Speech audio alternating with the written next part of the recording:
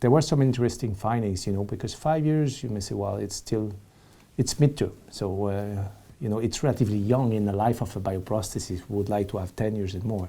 But at least it's a right step in the right direction, right? So what we found, there is no major red flag, but still, the SAPIEN XT, so the second generation, had lower durability at 5 years compared to surgery. I mean, about threefold lower durability.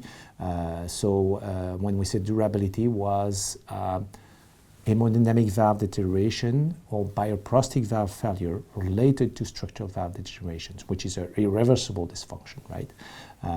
Which is not the good news, right? Because it's not going back. So that was one of the main findings, somewhat disappointing. On the other hand, when we look at the SAPIEN 3, intermediate risk, so same risk category as the P2A randomized trial, then the durability was similar between SAPIEN 3 versus surgery. So there are good and bad news. Bad news for the second generation, good news for the third generation.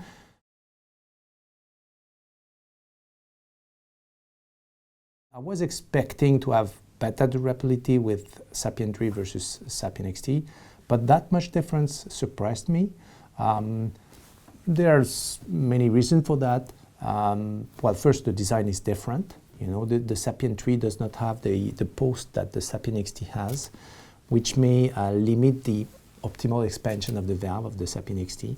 Also, the sizing has changed and improved from P2A to the SAPIEN 3 registry.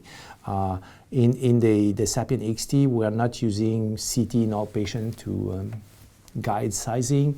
Also, the size, the 29 valve size, became available relatively late in the course of the study for SAPIEN XT, whereas it was available from day one in SAPIEN 3. Also, with the SAPIEN XT, we were tending to oversize more to prevent paravalvular leak, which was the main limitation of the SAPIEN XT. But when you oversize more, you underexpand the valve, and so you have more pinwheeling, more mechanical stress on the leaflets. And mechanical stress for durability, this is your worst enemy, right?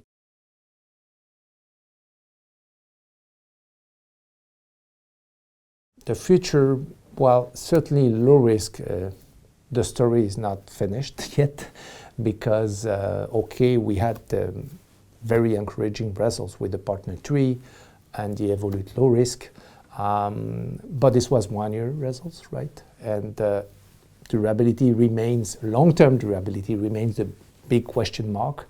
And when you get into low-risk population, especially younger patients who have a longer life expectancy, it's not a question of 5 years, they have 10, 15, 20 years. Here, durability becomes a key issue, whereas in the high risk, extreme risk, this was not an issue. So still, I think we have to maybe temper our enthusiasm in the low risk, especially younger patient with TAVI, and maybe consider SAVR until we have an established record for durability.